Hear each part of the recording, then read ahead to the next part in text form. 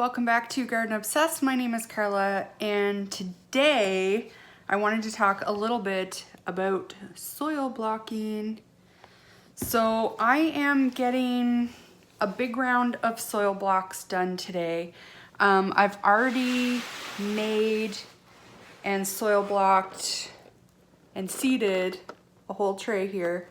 All of these things are things that are actually I'm gonna run to my cousin's house to put in his greenhouse, and we're gonna have I'm not entirely sure what we're doing yet.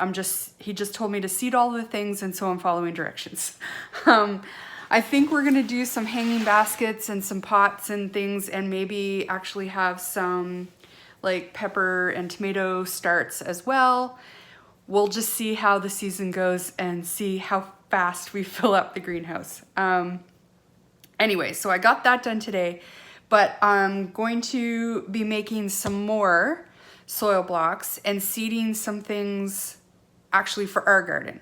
So I thought, since it's been a whole year since you've seen me soil block, and I'm trying something a little different this year, I thought I'd bring you along with me and we can talk about that. So I'm trying a different mix per se this year, I guess. Last year, okay, first of all, there are tons of recipes out there for different soil blocking mixes.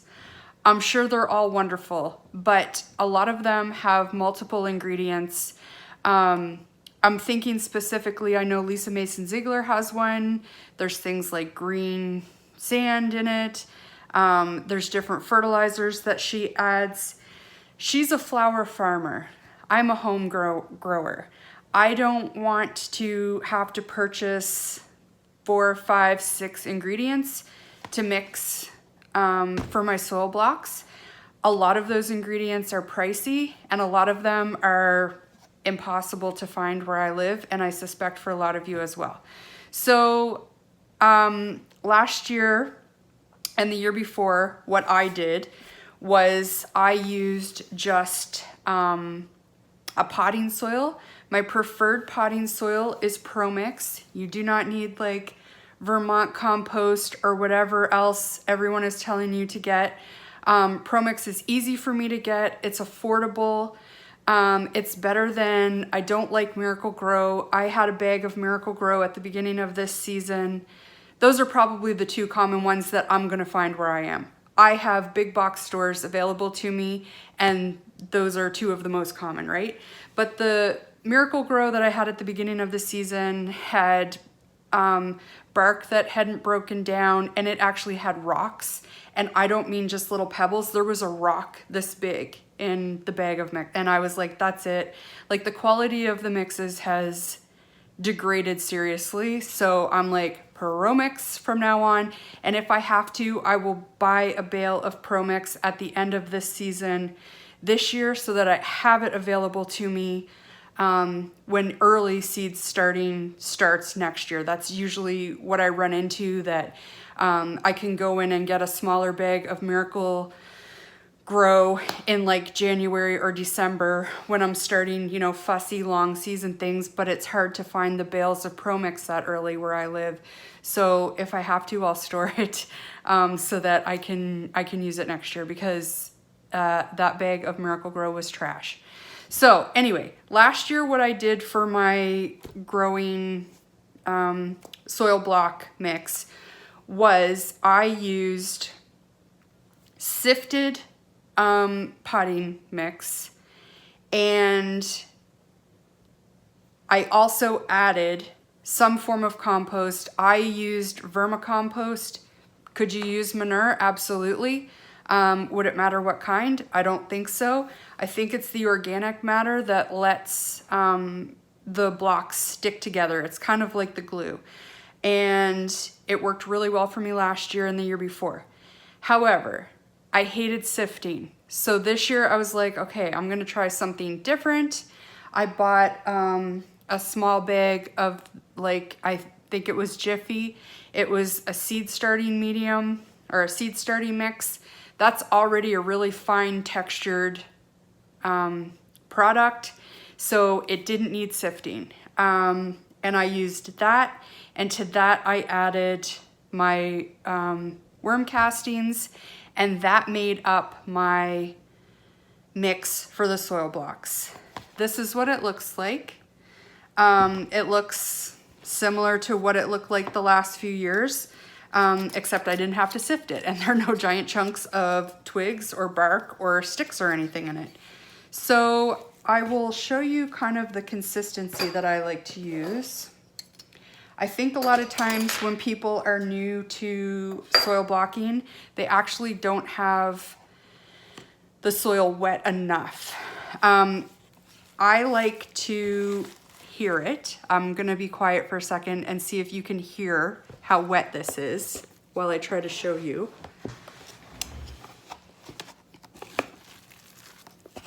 Can you hear how wet that is?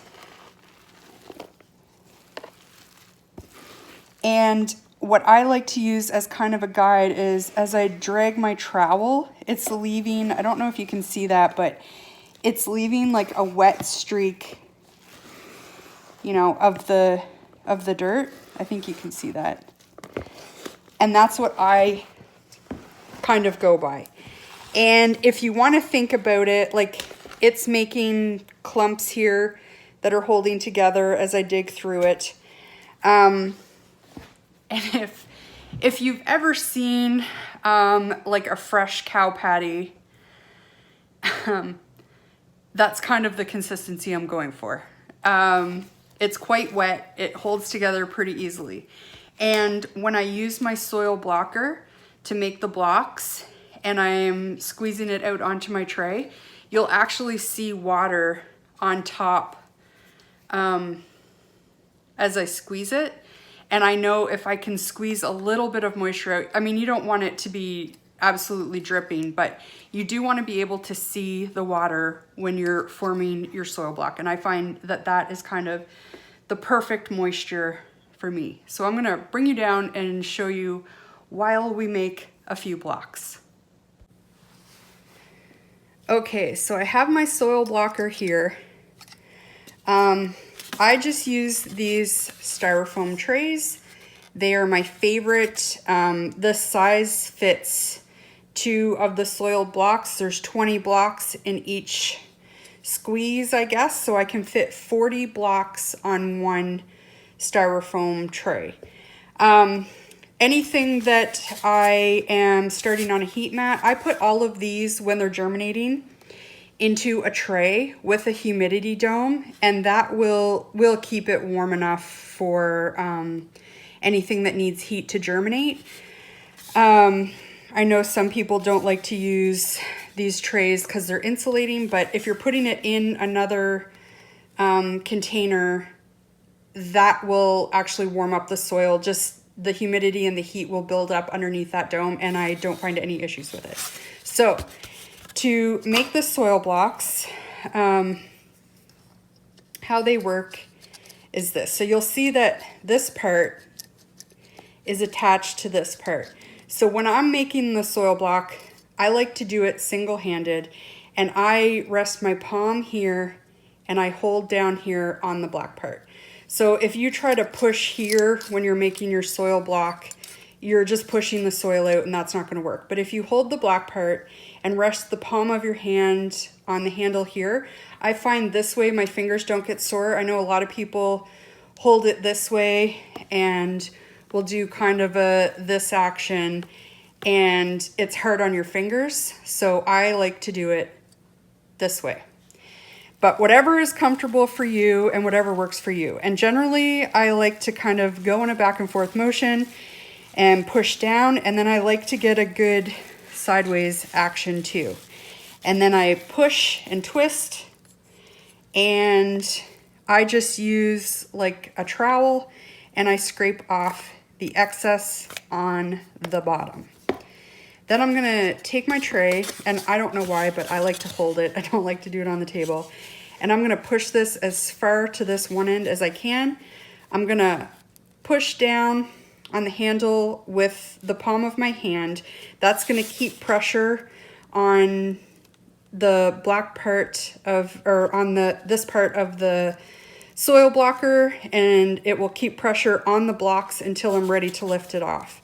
So while applying pressure, I'm going to gently pull back here, and I like to give it a few extra squeezes. I feel like it kind of helps release the blocks. You can get a little bit of suction sometimes going, like between the surface of the metal and your soil blocks. But there we have it. That is one set done, and we'll do the next set here together. So again, I like to kind of start with this kind of a motion and then go side to side, give a squeeze in the middle, and scrape off the bottom so it's nice and flat. Then I'll take my tray and I'm gonna like gently bump these soil blocks to make sure I have room for both sets. I'm gonna apply my pressure and I'm gonna gently pull back. Sometimes I disturb the other blocks a little bit, but as long as you're gentle, it's not usually a big deal. And there we have it, a whole tray of soil blocks. So I'm gonna get a few more done here, and then we'll talk a little bit more.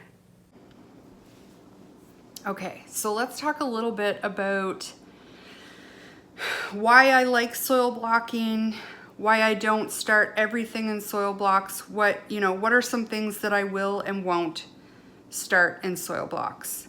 So generally, most of the things that I am starting in soil blocks are things that will get potted up before they're planted outside. If you go back to like Lisa Mason Ziegler, she uses soil blocks and starts almost all of the seedlings on her farm, and these soil blocks get planted directly into her beds. So she's entirely skipping the potting up process. That's saving her big time on resources like soil resources, and it's saving her big time on the time it takes to pot things up as well. Why don't I do that? Generally, she has a lot of cold hardy annuals that she plants directly outside 6 to 8 weeks before her last frost date. There's not very many things that I'm planting that can go out that soon. There are some flowers that I do, and there are a few vegetables, but generally I basically don't have my crap together 6 to 8 weeks before the last frost date in order to get these into the garden without transplanting up, or I have gotten anxious and started things way too early. I also found that I don't think everything likes soil blocks. I'm trying to think specifically. I know I started onions in soil blocks last year, and I mean, they worked, but I think they like they don't mind being crowded to one another, and I think they just worked better in a more traditional seed starting tray than they did in the soil blocks. Some other things I think could potentially work really well in the soil blocks, but because I don't get these things planted, they're not meant to be in these for a very long time. If you leave them here too long, I mean, the benefit of growing in a soil block is that you have a little teeny tiny square that a plant in this square has access to all of the other squares. They're making one mass, so like if I had one single block on its own here, like one single block on its own would dry out much quicker. There's no room for the roots to move. But when all of the blocks are together, essentially this is, able to hold more water. There's more room for the roots to spread out. But if left too long, it's difficult to get all of the plants apart when it comes time to planting. And I have run into that the last couple years. But again, I'm not getting these moved through as quick as I think soil blocking is intended. And maybe in a longer growing season, that would be okay. But a lot of things I'm starting so early because, you know, we have 120-day growing season. If you have like a 200-day growing season, like frost-free period, you know, you can start these at your last frost, plant out a teeny tiny, you know, seedling, and still have more days frost-free available to you than I will, even starting these early inside. So I had a lot of difficulty getting the seedlings apart without damaging them. So you may be asking yourself, Carla, why do you bother soil blocking then? I have found I really like soil blocking because it cuts down on the number of empty cells you have in your seed trays. I hate when things don't germinate, and I also hate, I don't want to use 2 or 3 pepper seeds, you know, and have to cut, you know, 2/3 of them off. You know, I want 1 plant per seed, and I want 1 plant per cell. So if I start a bunch of peppers, like if there's, or anything that I think might have questionable germination, like maybe it's like 3 or 4-year-old seed and I'm not sure what the germination is going to be like, or I grew some last year and I noticed that the germination wasn't great, but some still did germinate, and I want to grow them again, then this is a great way to get them started, have things germinate, and then transplant into the cells that you want them to actually grow up in. So that is one of the main reasons that I really like these soil blocks. The other reason I really like them is they take up a small amount of room, and I can get a lot of things started and under lights until I start moving things outside. So a lot of things that are, you know, more cold hardy, like sweet peas, onions, celery, things like that, that can take more cold, those trays I'll be able to pot them up and throw them outside and transfer in some more warm season things like the peppers and tomatoes that are going to spend their life under the lights until the last frost. But this way I can get everything up and growing, and it's a lot more space efficient. Another reason I really like to do this is this will fit in like a 10-20 tray, and I can put a dome over top, and I get a little bit more growing space and growing height before it's actually touching the top of the dome than if I did in a seed cell tray, which would be the same depth of the tray. And we go away every, like, usually around Easter time. We're going a little early this year, but we go away to visit Jared's family, which is, of course, is right in the middle of seed starting time. But this way I can fit 4 of these in a 1080 tray, which is 160 seedling. Like, that's 160 squares per 1020 tray. And I can put the dome on, and they're good for a long weekend. If they're watered well when we leave, they're nice and healthy when we get home, and I don't have to worry so much about leaving them while we go away. So things that I would never ever start in a little soil block like this, and I do have the larger, I think it's 1 3/4 inch or something like that, that it makes the little spot that these will actually fit into, or you can just, it has a little dimple as well that you can just plant directly into it. I don't like using those. I think it uses as much or more soil than it does to actually just plant into a cell pack, and a cell pack is way easier to just fill lightly, water, and get your seed planted. I don't see any point to the larger soil blocks. I've tried, I don't love them. They're, you know, to each their own, but they're not for me. So anything with a really large seed is gonna break one of these little cells if you try to plant into it. Like a squash seed is not gonna fit in here. Peas, beans are not gonna fit in here. corn, if you start your corn indoors, corn will not fit in here. Things like that. That's number one, what you're not gonna start in soil blocks. Generally, they're gonna be small seeds.